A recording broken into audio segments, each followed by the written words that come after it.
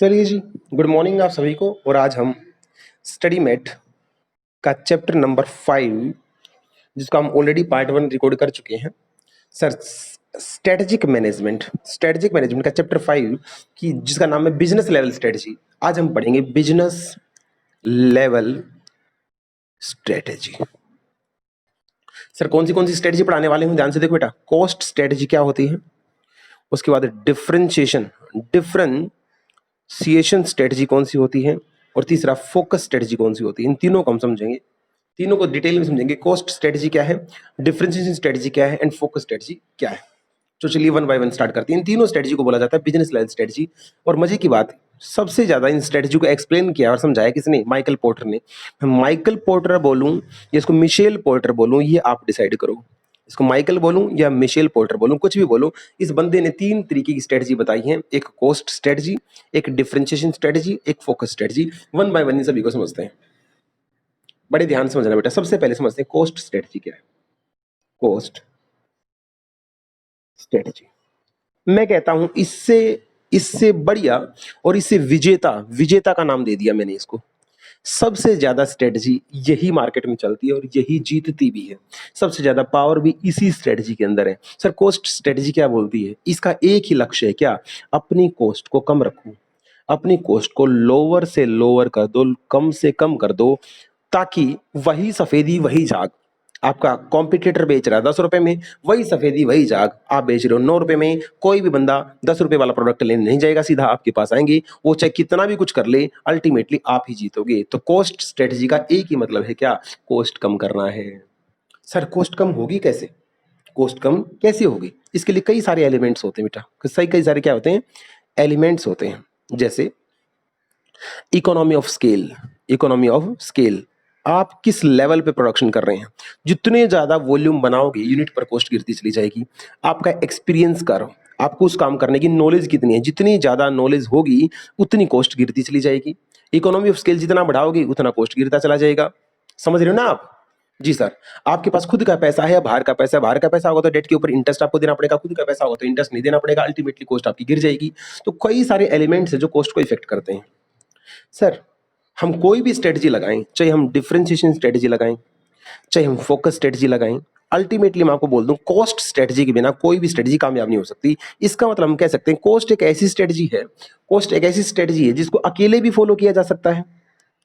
Cost strategy को अकेले भी फॉलो किया जा सकता है, और कंजक्शन दूसरों के साथ जोड़ के भी स्कीम को लगाया जा सकता है, इसको दूसरों के साथ जोड़ के भी फॉलो किया जा सकता है। Okay sir. सर ये स्ट्रेटजी कहाँ ज्यादा काम करती है बेटा? ये स्ट्रेटजी वहां सबसे ज्यादा काम करती है जहां प्राइस सेंसिटिव बायर होता है। मैंने क्या बोला? Price sensitive buyer. ये वो लोग होते हैं बेटे जिनको फीचर से ज्यादा लेना देना नहीं होता, जिनको फीचर से लेना देना नहीं होता। इनको बेसिक वैल्यू चाहिए प्रोडक्ट की। 1 रुपया बढ़ गया तो चीज खरीदना छोड़ देंगे, और 1 रुपया कम हो गया तो बेटा भागम भाग स्टॉक अपने आप खरीद के रख लेंगे। ऐसे बायर को क्या बोलते हैं? Price sensitive buyer. जो प्राइस के थोड़ा सा बढ़ने और थोड़ा सा घटने से अपना परचेजिंग डिसीजन चेंज कर देते हैं, ऐसे लोगों के लिए कॉस्ट एक बहुत बड़ी चीज है। जितना कम करोगे उतना ज्यादा वो परचेजिंग आपसे करेंगे। तो ये प्राइस सेंसिटिव बायर अगर जिस मार्केट में होंगे, वहां पे ये टेक्नोलॉजी, ये स्ट्रेटजी सबसे ज्यादा काम करती है। सर इस स्ट्रेटजी की कोई डिसएडवांटेज, मतलब इस स्ट्रेटजी की कोई खतरा है? हाँ, इस स्ट्रेटजी का खतरा है। तुम बेटा बहुत सारा इनोवेशन करते हो, रिसर्च करते हो, R&D लगाते हो, तब जाके कहीं 1 रुपया तुम कॉस्ट कम कर पाते हो, जब जाके तुम कॉस्ट गिरा पाते हो। लेकिन जो आपका कॉम्पिटिटर होता है, जैसे ही आपने कॉस्ट गिराई, इस टेक्नोलॉजी को क्या कर लेगा?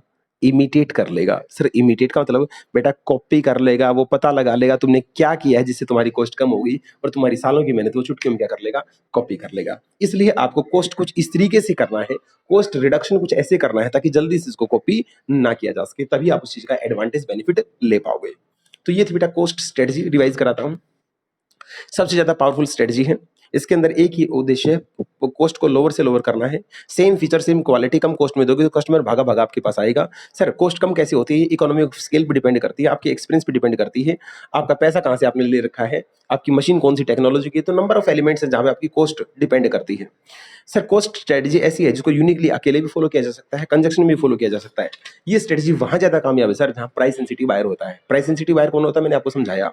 सर इस स्ट्रेटजी का एक सबसे बड़ा खतरा क्या? इतनी मेहनत करके हमने कॉस्ट कम की थी और हमारा पड़ोसी उसको 1 मिनट में क्या कर ले गया, कॉपी कर ले गया। इसको बोलते हैं बेटा कॉस्ट स्ट्रेटजी। सर दूसरी स्ट्रेटजी कौन सी है बेटा? दूसरी स्ट्रेटजी का नाम है डिफरेंशिएशन स्ट्रेटजी। जैसा कि नाम से पता लग रहा है, यूनिकनेस क्रिएट करो। इसका मतलब क्या बेटा? क्रिएट करो ऐसा प्रोडक्ट या ऐसी सर्विस, कुछ ऐसा क्रिएट कर दो जो आपके कॉम्पिटिटर के पास ना हो, मतलब यूनिक हो। कस्टमर ये कहे यार जाना है तो उसी दुकान पे जाना है, क्योंकि उसकी चीज में अलग मजा है, उसके पास अलग फीचर्स हैं, उसके बिना हमारा काम नहीं चलेगा। तो अपनी चीजों को डिफरेंट वे में पेश करना, अपने प्रोडक्ट अपने सर्विस को डिफरेंट डिजाइन में पेश करना, ताकि कस्टमर आपके प्रोडक्ट से अटैच हो जाए, और अटैच होने के बाद वो कॉम्पिटिटर को छोड़ के आपके पास आ जाए। ऐसी स्ट्रेटजी को बोला जाता है डिफरेंशिएशन स्ट्रेटजी। सर आजकल ये स्ट्रेटजी खूब फॉलो होती है बेटा।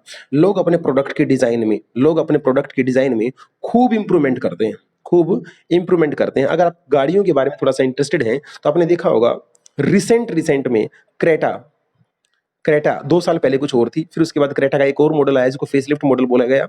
उसके फिर 6 महीने बाद क्रेटा का एक मॉडल में फिर चेंज कर दिया, उसके बाद क्रेटा के मॉडल में फिर नया मॉडल फिर आ गया। सर ऐसे स्विफ्ट बहुत गाड़ी बिकती थी पुरानी, फिर स्विफ्ट नया मॉडल आया, उसके बाद एक फिर से स्विफ्ट न्यू जनरेशन लॉन्च किया गया। सर स्विफ्ट का डिजाइन बार बार चेंज क्यों कर रहे हैं? फॉर्च्यूनर का डिजाइन चेंज क्यों किया गया? क्रेटा का डिजाइन पुराने टाइम में एक गाड़ी 20-20 साल तक उसी डिजाइन पे बेचते थे। आज कस्टमर ऐसा नहीं है, उसको डिजाइन में चेंज चाहिए होता है। लेकिन बेटे ध्यान रखें, अब मैं बहुत गंभीर बोलूंगा, ध्यान समझना। अगर आपका प्रोडक्ट कस्टमर की, ध्यान सुना बेटा, अगर आपका प्रोडक्ट कस्टमर की नीड को सेटिस्फाई कर रहा था, कस्टमर उससे जबरदस्त सेटिस्फाइड था, लेकिन आपने आपकी मर्जी से उसके अंदर कुछ चेंज कर दिया। आपने कस्टमर की मर्जी से नहीं, आपकी मर्जी से, मतलब आपके ओल्ड प्रोडक्ट से कस्टमर सेटिस्फाइड था, वो उसी प्रोडक्ट की डिजाइन को पसंद करता है, उसके साथ अटैच हो चुका है, आपने जबरदस्ती उसमें चेंज करके एक नया मॉडल बना दिया। कई बार बेटा उल्टा भी हो जाता है, लोगों पुराना मॉडल बहुत पसंद आया था, नया मॉडल आते उसकी सेल एकदम डाउन चलेगी। Oh my God. इसका मतलब सर यहां से एक चीज प्रूव होती है कि जब जब आप डिफरेंशिएशन करोगे, ये गारंटी नहीं है, ये गारंटी नहीं है कि आपको सक्सेस मिलेगी ही मिलेगी। उल्टा भी हो सकता है, जैसे यहां हुआ, स्विफ्ट का ओल्ड मॉडल बहुत ज्यादा बिकता था, स्विफ्ट का न्यू मॉडल आने के बाद उसकी सेल कम होगी, नया डिजाइन लोगों को पसंद नहीं आया। इसका मतलब सर डिफरेंशिएशन करने में रिस्क भी है, हाँ, लेकिन इसको करने का एक तरीका बता देता हूं आपको। जब भी प्रोडक्ट के अंदर कुछ नया चीज लेके आओ, जब भी प्रोडक्ट के अंदर कुछ नई चीज लेके आओ, आफ्टर, मैं यहाँ पे कीवर्ड लिख रहा हूं जो आपको पेपर में लिखना है, after careful study of buyer. Careful study of buyer. Sir careful study of buyer का क्या मतलब है?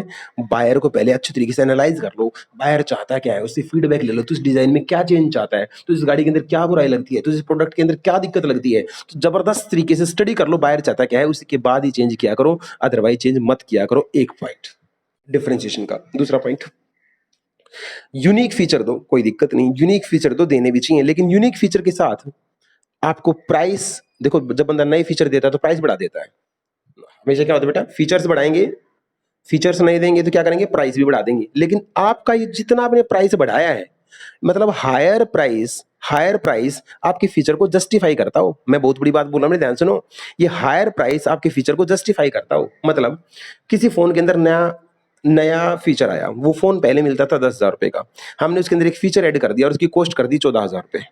हमने कहा जी पहले इसमें ड्यूल कैमरा आता था, अब ट्रिपल कैमरा आ रहा है, जिसकी वजह से आपकी फोटो थोड़ी सी और ज्यादा अच्छी आ जाएगी। हमने प्राइस कितना बढ़ा दिया, 4,000 रुपए। हमने फीचर क्या बढ़ाया, एक। तो हो सकता है कस्टमर जस्टिफाई ना हो इस बात से, कहे यार ठीक है फीचर तो अच्छा दिया है, लेकिन ये 4,000 रुपए का फीचर ना है, 500-700 रुपए बढ़ाते तो हो सकता है मैं ले लेता। पता है जब कस्टमर इस टाइप की बात यूज कर रहा है तो क्या कहना चाह रहा है, तुम फीचर्स तो तुमने ठीक है बढ़ाया, लेकिन फीचर की क्वांटिटी में तुम प्राइस ज्यादा बढ़ा रहे हो, तो हम आपका प्रोडक्ट नहीं लेंगे। तो दूसरी मोटी गलती ये होती है, लोग फीचर ऐड करते हैं, प्राइस ज्यादा बढ़ा देते हैं। तो आपको उतना प्राइस बढ़ाना है, ध्यान सुनना मैं क्या कर रहा हूं, आपको उतना प्राइस बढ़ाना है जितने में आपका प्राइस जो फीचर है उसको जस्टिफाई कर पाए। ये बेटा मैंने कंप्लीट डिटेल में आपको समझाया व्हाट इज डिफरेंशिएशन। फटाफट रिवाइज करूं। डिफरेंशिएशन का मतलब क्या होता है, क्रिएट करना unique product and services, unique जो आपके कॉम्पिटिटर के पास नहीं होती है, ऐसा अटैच करना, ऐसा सिस्टम बना देना ताकि लोग कहेंगे उसी दुकान से माल खरीदना है, ताकि वो आपसे क्या हो जाए, अटैच हो जाए। लेकिन आपको जो डिजाइन है उसको देखो बेटा, आजकल देखा होगा आपने डिजाइन के अंदर लगातार इंप्रूवमेंट आते हैं। मैंने क्रेटा का एग्जांपल दिया, स्विफ्ट का एग्जांपल दिया। लोग इतनी डिजाइन में चेंज क्यों कर रहे हैं? पुराने टाइम में 20-20 साल तक गाड़ियों में सेम डिजाइन पड़े रहते थे, लेकिन आजकल जमाना थोड़ा सा अलग है। हर बंदा यूनिकनेस पसंद करता है, फीचर्स पसंद करता है, इसलिए नई चीजें डालते हैं। लेकिन अगर आपके ओल्ड प्रोडक्ट से कस्टमर हाईली सेटिस्फाइड था, बिना पूछे आपने इस प्रोडक्ट की डिजाइन में चेंज कर दिया, तो उल्टा भी हो सकता है। आपका कस्टमर को नया डिजाइन पसंद नहीं आया, नया डिजाइन पसंद ना आने की वजह से आपकी सेल क्या हो गई? गिर गई। तो ऐसा आपको नहीं करना है सर। फिर डिफरेंशिएशन करना है। जब भी डिफरेंशिएशन करो, एक तो अपनी मर्जी से मत करो, बायर की केयरफुल स्टडी का एनालाइज करने के बाद ही आपको क्या करना है? डिफरेंशिएशन करना है। दूसरी बात ध्यान से देनी, क्या डिफरेंशिएशन के अंदर जब आप फीचर बढ़ाते तो प्राइस बढ़ाते, तो प्राइस उतना ही बढ़ाना है जितना आपकी फीचर्स को जस्टिफाई कर पाए। सर और बताओ इस स्ट्रेटजी के बारे में। एक और दिक्कत है, और हजार मतलब सालों मेहनत करके, रिसर्च करके आपने नया डिजाइन बनाया, नया फीचर लॉन्च किया। मजे की बात, इस स्ट्रेटजी का भी एक रिस्क है। इस स्ट्रेटजी का भी एक रिस्क है, क्या? ये स्ट्रेटजी भी कॉपी हो जाती है। आपका कॉम्पिटिटर इसको भी क्या करता है? इमिटेट कर लेता है। तो आपको कुछ ऐसा काम करना है ताकि ये फीचर जल्दी से इमिटेट ना हो पाए। चलिए बेटा, तीसरी स्ट्रेटजी हमारी आ गई, कौन सी? Focus strategy. Focus. Sir focus strategy क्या होती है? बेटा फोकस स्ट्रेटजी तुम नाम से समझ रहे हो, जो बंदा किसी एक पर्टिकुलर चीज पे फोकस कर लेता है, उसके अलावा उसको चेंज नहीं करता। जैसे प्रवीण शर्मा सर ने हमेशा क्या पढ़ाया? सिर्फ एक ही सब्जेक्ट पढ़ाया, अकाउंट्स। अब जरूरी नहीं कि एक अकाउंट पढ़ाने वाले को फोकस बोलते हैं। कोई टीचर है, सब्जेक्ट 8 पढ़ाता है, तो ऐसा मतलब नहीं वो यूनिक ना, वो ऐसा नहीं है कि उसका फोकस नहीं है। उसने टीचिंग लाइन में ही काम किया है। उसने लाइन क्या करी? टीचिंग लाइन में काम किया, हमेशा वो इसी लाइन में रहा। ये भी फोकस स्ट्रेटजी है। किसी एक टाइप के प्रोडक्ट में ही डील करना। जैसे मैं जूते भी बनाता था, मैं चप्पल भी बनाता था, मैं फुटवियर्स भी बनाता था। मैं इसका मतलब मैंने हमेशा फुटवियर्स की मार्केट के अंदर काम किया है। तो जो आपका फोकस है वो किसी चीज को भी लेके हो सकता है। आपने हमेशा, जैसे मैं आपको और एग्जांपल दे रहा हूँ, फोकस किसी चीज को लेके हो सकता है। आपने हमेशा लो कॉस्ट प्रोडक्ट बनाए, तो मार्केट में आपकी पहचान बन गई, इस बंदे का प्रोडक्ट हमेशा सस्ता मिलेगा। तो ये भी क्या है? एक फोकस स्ट्रेटजी है। क्या? मुझे हमेशा सस्ता बनाना है। दूसरी स्ट्रेटजी, मार्केट में आप हमेशा अपने यूनिक प्रोडक्ट डाला, आपका फोकस एक ही है, बाहर में जाए कॉस्ट, मुझे हमेशा यूनिकनेस देनी, नया बनाना है, नया बनाना है। तो मार्केट में आपकी पहचान बन गई, इस बंदे का फोकस होता है यार, ये कुछ ना कुछ नया क्रिएट करता है। तो फोकस किसी भी चीज को लेके हो सकता है। फोकस कॉस्ट को लेके भी हो सकता है, फोकस यूनिकनेस को लेके भी हो सकता है, फोकस प्रोडक्ट को लेके भी हो सकता है, फोकस प्रोडक्ट लाइन को लेके भी हो सकता है। किसी भी एक पर्टिकुलर सेगमेंट पे काम करना क्या कहलाता है? फोकस स्ट्रेटजी कहलाता है। ऐसा इसलिए होता है बेटा, कुछ लोगों का मानना है जब आप बहुत ज्यादा फील्ड में डाइवर्सिफाई काम करते हैं तो आपका फोकस हट जाता है। जो आप 100% किसी चीज पे देना चाहते थे, वो आप उतना टाइम एक पे नहीं दे पाते, और अल्टीमेटली आपकी क्वालिटी गिर जाती है। इसलिए आपको फोकस रह के काम करना चाहिए। कहते नहीं, आपने बड़े बूढ़े से कहा सुना हो, कम कर लो लेकिन अच्छा कर लो। ऐसे वो हमेशा बोलते हैं, कम पढ़ लो लेकिन पक्का पढ़ लो। उसका मतलब क्या है? फोकस। कम पढ़ लो, ज्यादा नहीं पढ़ना, लेकिन पक्का याद कर लो। ये क्या है बेटा? Focus strategy. मैं अगर लोकल एग्जांपल दूं बेटा, रोहतक का एग्जांपल दूं, तो आपने देखा होगा भिवानी स्टैंड पे एक दुकान है, लद्दू दाल फ्राई। ये दाल फ्राई बनाता है। लद्दू की दाल फ्राई लेने के लिए शाम को लाइन लगती है, और आपका हो सकता है 30 मिनट्स वेट करनी पड़े, तब जाके आपको दाल मिलेगी। अल्टीमेटली जब कस्टमर वहां लाइन लगता है और कोई ज्यादा जल्दी मचाए, तो बंदा बोल देता है, सर हमारे पास जल्दी नहीं है, आप कहीं और जाके ले सकते हैं। इतनी सी दाल 80 रुपए की अब वहां पे आपको मिलती है, तो ऐसा क्या है उस दाल में? क्या वो उस दाल हमारे घर नहीं बनती? नहीं बनती जी। लोग अटैच हो चुके हैं किसके? लद्दू दाल से। अब कंपटीशन आया, साइड में खुली प्रेम दाल, दूसरी साइड खुल गई कालू दाल। आप जाके देख सकते हैं बेटा, ये तो मैं आपको प्रैक्टिकल एग्जांपल दे रहा हूँ। लद्दू दाल बीच में है, प्रेम दाल साइड में है, कालू दाल साइड में है। ये भी दाल बना रहा है, ये भी दाल बना रहा है, लेकिन लोग यहाँ पे ना खड़े होके, यहाँ पे ना खड़े होके सीधा लद्दू दाल के पास जाते हैं। उसमें क्या है? यूनिकनेस है, क्योंकि उसने फोकस किया है किस पे? दाल पे। उसका बाप भी क्या बनाता था? दाल। वो भी क्या बना रहा है? दाल। उसके बेटे भी क्या बना रहे हैं? दाल। हर बंदा दाल पे ही फोकस कर रहा है। तो ये मैंने एक फोकस का एक सिंपल सा एग्जांपल दिया कि फोकस मींस किसी भी चीज पे, किसी भी सेगमेंट पे, किसी भी प्रोडक्ट पे, किसी भी लाइन पे, किसी भी पर्टिकुलर कॉस्ट पे ऐसा फोकस कर लेना कि इसको छोड़ के ना जाना, क्या कहलाता है? फोकस स्ट्रेटजी कहलाता है। तो तीनों स्ट्रेटजी हमने करी। अब सवाल है, मेरा लास्ट सवाल आपसे, सर एक बात बताओ, कस्टमर के लिए बेस्ट स्ट्रेटजी कौन सी होती है?